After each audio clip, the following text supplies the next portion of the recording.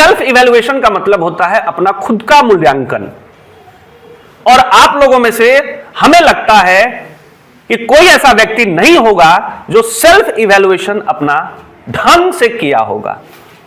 क्योंकि यहां तो लोगों को समय नहीं है अच्छे से खाना खाने का, समय नहीं है टॉयलेट में बैठ के अच्छे से बैठ के करने का, उसमें भी जल्दी है, खाने में भी जल्दी है, हर चीज जल्दी जल्दी। 24 घंटा ही है, पहले थे, आज भी 24 घंटा है।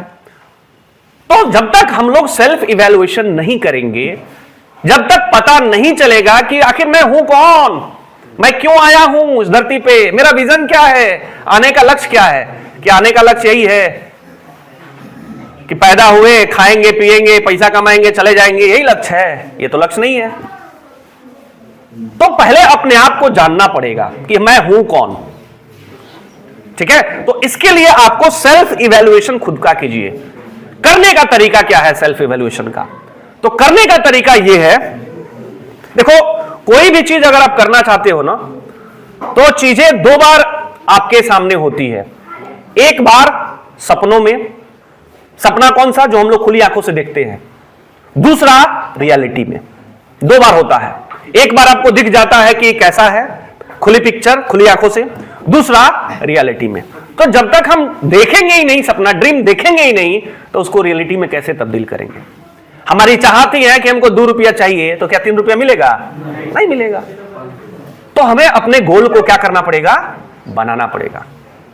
इसके लिए आप क्या करो, थोड़ा ड्रीम देखो। ड्रीम का मतलब सपना। कौन सा सपना? खुली आंखों से सपना देखो कि मेरे को क्या चाहिए। और मेरे को तो लगता है कि एक दिन भी समय बहुत कम है। एक दिन एकांत में कहीं आप बैठ जाओ, एकांत में कहीं भी, जहां पे आपको लगे कि शांति है, वहां बैठो और खुद से पूछो। अब मोबाइल को हटा दो, रख दो, पेपर पेन लेके बैठो और अपने आप से सवाल करो। क्या करो? अभी तक सवाल आपने किससे किया? दूसरों से।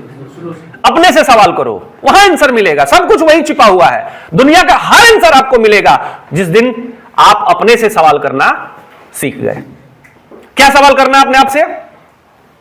कि मेरा लाइफ का गोल क्या है, मैं अपने लिए क्या क्या करना चाहता हूं। देखो, सबसे पहले सेल्फिश बनो। सबसे पहले अपना लिए, मतलब मेरे लिए। मैं हूं तो दुनिया है, मैं हूं तो दूसरा कोई है, मैं ही नहीं हूं तो दुनिया कैसी है?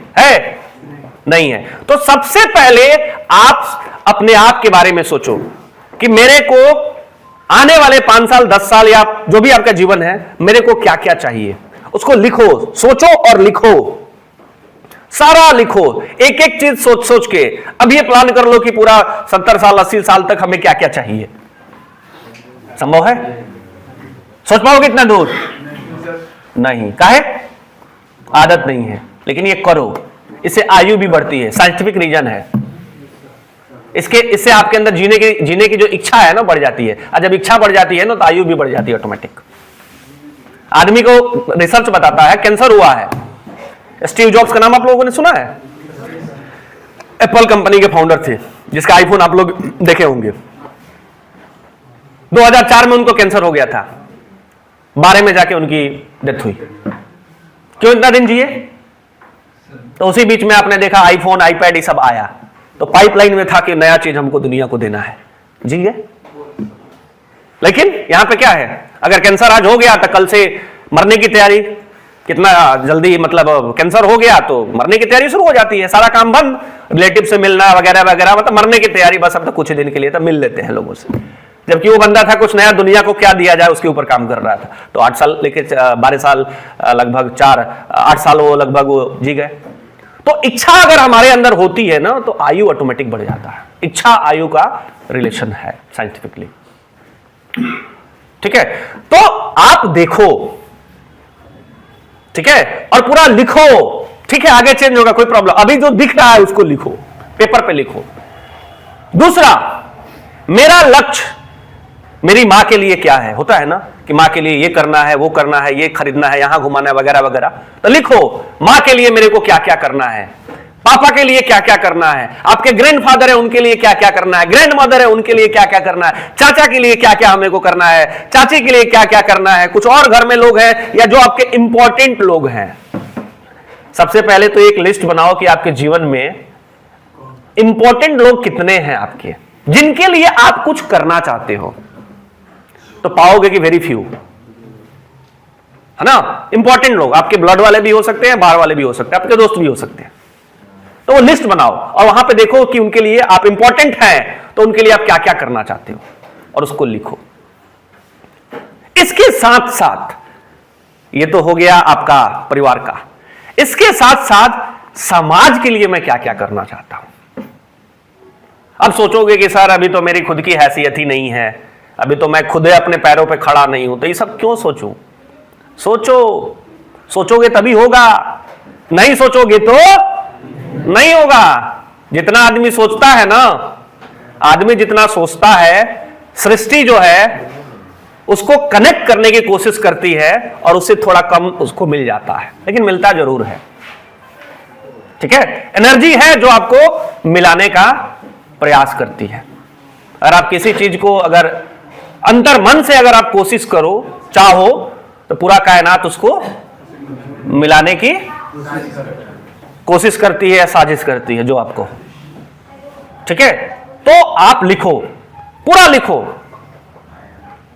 समाज के लिए मैं क्या क्या करना चाहता हूं।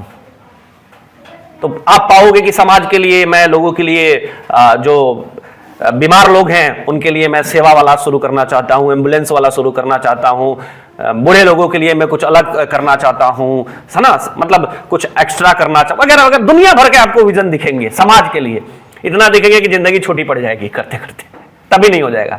क्योंकि बिल गेट्स फाउंडेशन अभी तक करते करते भी पूरा नहीं कर पाया, तो हम लोग तो अभी बहुत पीछे हैं। यस और नो?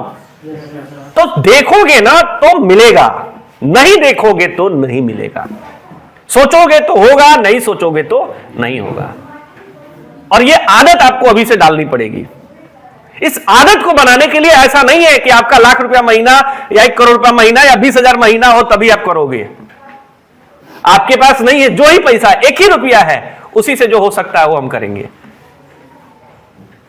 मान लीजिए कोई भूखा है तो उसको कुछ खिला ही देंगे हम, 5-10 रुपया, ठीक है, भरपेट नहीं खिलाएंगे, 1 लिट्टी तो खिला सकते हैं, वहीं से शुरू करें। हो गया आपका, आदत ये बन गया। और ये जब आदत आपके अंदर आ जाएगी ना बाबू, ये देने वाली आदत है। जब देने वाली आदत आपके अंदर आ जाती है ना तो ऊपर वाला देते जाता है। इस बात को समझो, प्रैक्टिकली मैं बता रहा हूं। जितना आप दुनिया को दोगे, जितना आप समाज को दोगे, उससे ज्यादा भर भर के समाज आपको देगा। दोगे नहीं तो मिलेगा नहीं। अब देखो, बिल गेट्स फाउंडेशन कितना हजारों करोड़ों रुपया खर्च करता है ना समाज के लिए। आता भी तो है, आता है कि नहीं आता है? कैसे आता है सोचो। तो सृष्टि है, एनर्जी है, कोई है जिसको दिख रहा है और वो दे रहा है रिटर्निंग। तो देने वाली जब आपकी आदत हो जाएगी ना, आज के डेट में क्या है, ज्यादातर लोग लेने वाले हैं।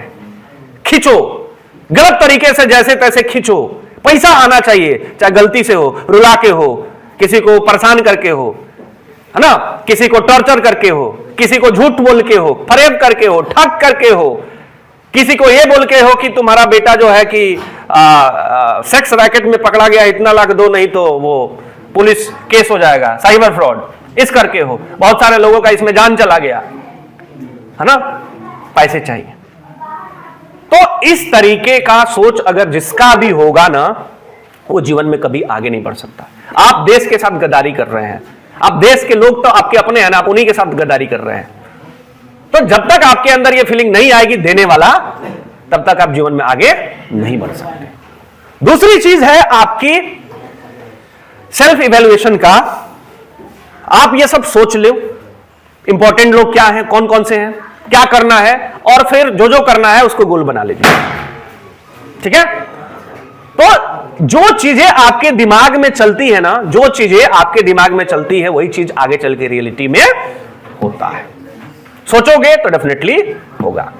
और इसको आपको करना जब जाएंगे, जब अचीव करने जाएंगे, तो जीवन में एक चीज हमेशा याद रखिएगा, और वो है आपका एथिक्स। इसके साथ कभी भी समझौता नहीं। लोग 5 रुपया, 10 रुपया, 50 रुपया के चक्कर में देशे को बेच देते हैं। लोग थोड़ा सा पैसे के चक्कर में क्या करते हैं, कॉम्प्रोमाइज कर लेते हैं अपनी ऑनेस्टी के साथ।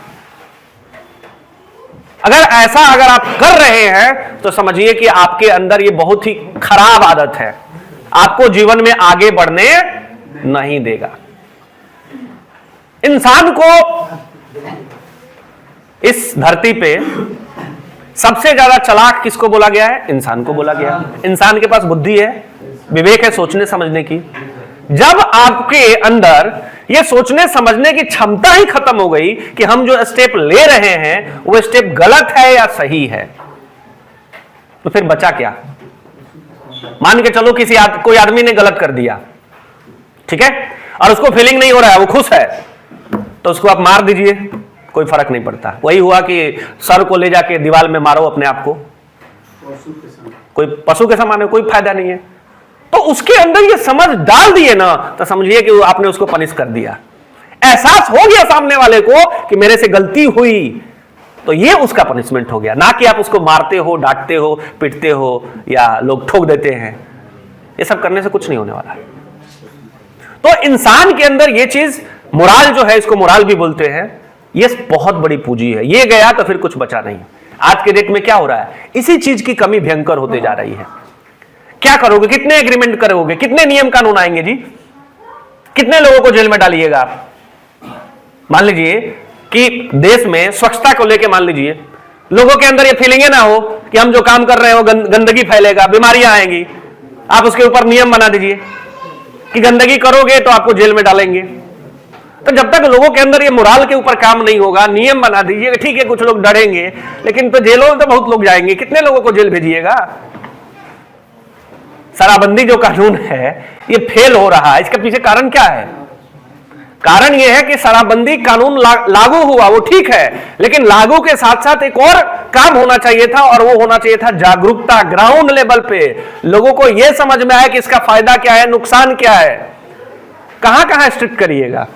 पीने वाला को आप रोक लीजिएगा, जाके यूपी में घुस के पी ले रहा है, चोरी करके लेके चला आ रहा है, होम डिलीवरी मंगा ले रहा है, बिल्कुल। तो ये जो है ना, और ये सुधार कहां से होगा? कहां से होगा? कहां से होगा? स्कूल से होगा। जहां पे छोटे बच्चे पढ़ते हैं ना, वहां पे बहुत बड़ा बीज डलता है ना। छोटे बच्चे जहां पे पढ़ते हैं ना, जिस स्कूल में, या आपका जो घर है, वहां से सुधरेगा। वहां से बच्चों को हम अच्छा मोराल दें, क्या सही है क्या गलत है। तो वहीं से झूठ की फैक्ट्री शुरू हो जाती है। पापा घर पे हैं तो बेटा को सिखा दिया जाता है कि जाको बोल दो कि पापा घर पे नहीं है। तो बेटा जाके बोलता अंकल पापा बोले हैं कि पापा घर पे नहीं है। अब उसको क्या पता है झूठ क्या है सही क्या है, वो तो जाके ऐसे ही बोल दिया, पापा बोले हैं कि जाके बोल दो पापा घर पे नहीं है, तो झूठ तो पकड़ी गई।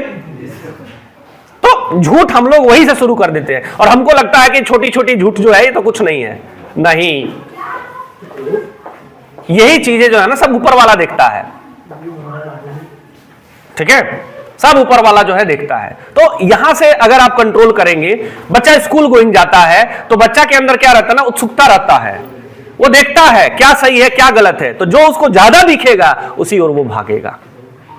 तो वहां पे अगर उसके अंदर ये चीजें चली गई, मोराल चला गया है ना, संस्कार चला गया, क्या सही है क्या गलत है ये समझने की अंडरस्टैंडिंग विकसित हो गई ना माय डियर, तो मैं दावे के साथ कहता हूं अगर उसको ऑनेस्टी को कंप्रोमाइज करने के लिए 50 करोड़ भी रुपया मिले ना तो कंप्रोमाइज नहीं कर सकेगा।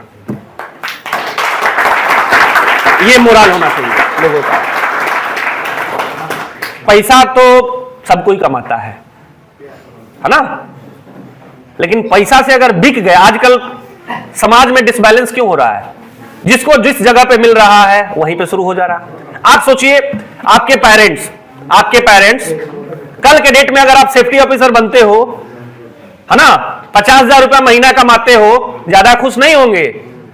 लेकिन अगर आप ग्रुप डी की नौकरी निकाल लेते हो सरकारी, तो आपके गार्जियन आपसे बहुत खुश हो जाएंगे, आपका डिमांड भी बढ़ जाएगा दहेज का, यस और नो? और आपके पापा, आपके गार्जियन, आपका समाज बहुत चाव से कहेगा कि मेरा लड़कवा का तो सरकारी नौकरी हो गया है, भले वो कमे क्यों ना कमाता हो।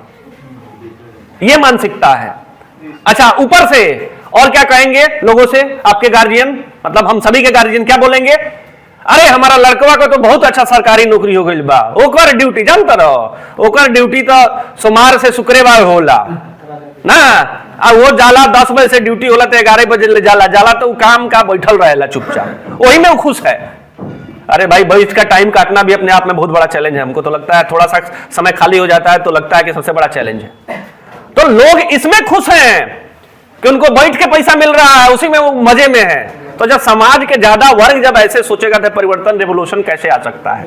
कोई एक व्यक्ति लेके आ सकता है क्या? अच्छा, ऊपर से क्या बोल, अरे और तरह पता बा कि ना उपरवारों कमाला। अरे भैया उपरवार क्या होता है, क्या होला? ये तो घुस हो गया। तो घुस तो आप तो घर में उसको सिखा रहे हैं। आपका बच्चा जो है, मान लीजिए कहीं से कुछ गड़बड़ किया बचपन में ही और जाके 2-4 रुपया कोई सामान खरीद के लेके आया, तो आपकी नैतिक जिम्मेदारी बनती थी पूछने के लिए कि बाबू ये कहां से आया, कितने का, वो बाद की चीज है, कहां से आया, तुम कहां से लाए, तुम्हारे पास पैसा कहां से आया। वहां से कंट्रोल आप करोगे ना, तभी जाके एक अच्छा समाज का जो है वो निर्माण होगा। नहीं तो यही आदत उसके अंदर बनी रहेगी। उसके बाद वो अधिकारी बनेगा, आईएएस बनेगा, पीसीएस बनेगा और डीओ साहब बनेंगे, जो बेतिया में भी 2 करोड़ के कैश के साथ धराए हुए हैं। और कितने सारे अभी अचल संपत्ति कितने का किए हैं बताइए। सरकार उनको उतना सैलरी दे रही है, फैसिलिटी दे रही है, सब दे रही है, उसके बाद भी घूस का बड़ा पिटारा खुला हुआ है। तो ये ऐसा नहीं है, ये संस्कार का ही इशू है। आपको जानकारी के लिए मैं बता दूं, अक्सर मैं एग्जाम्पल देता हूं, अग्रवाल पैकर एंड मूवर, उनके जो फाउंडर हैं अग्रवाल सर, उनको एक बार सेना में जो है, पहले की बात है, हमको लग रहा है कि मतलब 70-80 के दशक देखना पड़ेगा, जब वो उस समय ज्वाइन किए थे जम्मू कश्मीर में, उस समय वो चले गए थे ड्यूटी पे। 15 ही दिन उनको काम करने का मौका मिला, 15 दिन बैठ के समय काटे, उनका सैलरी बन गया 30 दिन का। अब वो ले ही नहीं रहे थे। उनका कहना था कि मैं 15 दिन काम किया हूं तो 30 दिन का सैलरी क्यों लूं। उसके ऊपर हो गया। आप सेना में तो जन्म करते हैं, सेना को बात को काटना अपने आप में बहुत बड़ा चैलेंज, ऊपर तक मैटर गया। तो इनका स्टेटमेंट था कि मेरे घर वाले ने इस तरह की परवरिश मेरे को नहीं दी है, मैं 15 दिन ही काम किया हूं, 15 दिन का ही पैसा सैलरी लूंगा, आपको रखना है तो रखिए, निकालना है तो आप निकाल सकते हैं, लेकिन मैं इसके साथ कॉम्प्रोमाइज नहीं करूंगा। अब बताइए ऐसा मौका कौन छोड़ता है जी? 1 महीना काम करो, तुमको 2 महीना का सैलरी मिले तो कोई छोड़ेगा? सोचो वो छोड़ दिए। उसके बाद तो मैटर ऊपर तक चला गया, नौकरी से जाने का चर्चा होने लगा कि अब तो सीनियर जो थे अब तो समझ गए कि सेना का रूल का वायलेशन करना माने सजा तो हो गया। अब जो अधिकारी लोग थे उसके ऊपर बहुत चाव से उनको जो है हाजिर किए ऊपर के, उनसे ऊपर अधिकारियों के पास। जब वहां पे गए और इनकी मैटर को सुना गया तो जो मैनेजमेंट थी, जो सीनियर लोग थे, सीनियर वाकई में सीनियर होता है, वो एकदम समझिए कि इनके ऑनेस्टी से इतना प्रभावित हुआ कि इनके जैसे लोगों की उसको सख्त जरूरत थी। क्योंकि पाकिस्तान के साथ बॉर्डर पे ऐसा आदमी जिसको पैसे से खरीदा ना जाए, अगर वैसा आदमी वहां पे हो तो कोई गड़बड़ी की चांस नहीं है। तो जो प्रमोशन उनको 10-15 सालों में मिलना चाहिए था, वो प्रमोशन 1 महीना में ही वो ले लिए। क्यों लिए? ऑनरशिप की वजह से। सीनियर को यह लगा कि इसको दुश्मन किसी भी सूरत में खरीद, और ये बिकने वाला इंसान नहीं है, इसको नहीं खरीदा जा सकता, इम्पॉसिबल। जो यहां तक बोल दिया कि मेरे को नौकरी से निकाल दो, मैं नहीं लूंगा, मैं उतना काम किया उतना ही लूंगा, तो उसको भैया खरीदना मुश्किल है, तो उनको दे दिया गया। तो इस तरह से हमारी इथिक्स होनी चाहिए। अगर इस तरह की इथिक्स अगर हम सभी लोगों की हो जाए तो क्या लगता है देश में खुशहाली आएगा कि नहीं आएगा? कोई किसी के साथ गड़बड़ नहीं करेगा, एकदम सब लोग मजे से रहेंगे। तो यहां पे तो उल्टा चल रहा है चक्कर, जिसको मिल रहा है मौका वही लगा दे रहा है चौका, जो बन गया आईएएस वही खेल कर दे रहा है भ्रष्टाचार का, जिसको मिल जा रहा है पद वहीं पे वो एक्स्ट्रा पैसा लेने की कोशिश शुरू कर दे रहा है कि ऊपरवार कैसे कमाई जाओ। है कि नहीं? तो एक तो पकड़ा गया, वो तो मान लीजिए कि सामने आ गया, ऐसे लाखों पड़े हैं, है कि नहीं? और उसमें बहुत सारे लोग शामिल हैं, अकेले वो नहीं होगा, उसके पीछे ढेर बैकअप होगा। तो मेरा कहने का मतलब है इस सबका जड़ क्या है? मोराल, नैतिकता। सरकार उसको क्या करेगी? निलंबित कर देगी। इसके पहले निलंबित नहीं हुए, बहुत सारे नहीं पकड़ाए, क्या हो गया? रुक गया। दिल्ली पकड़ा हुआ है, सब रुक गया, नहीं रुका। क्यों नहीं रुका? क्योंकि जब आदमी की मानसिकता, आदमी का नैतिकता, आदमी का मोराल, ह्यूमैनिटी, एथिक्स खत्म, तो फिर कुछ बचा ही नहीं। आदमी का जब एथिक्स खत्म हो गया तो कुछ बचा? अब उसको जेल में डालिए, निलंबन करिए, कुछ और करिए, कुछ नहीं हो सकता है। तो एथिक्स जो है वो बहुत ही बड़ा चीज है, इसके साथ कभी भी कॉम्प्रोमाइज नहीं होना चाहिए। So that is my point for today.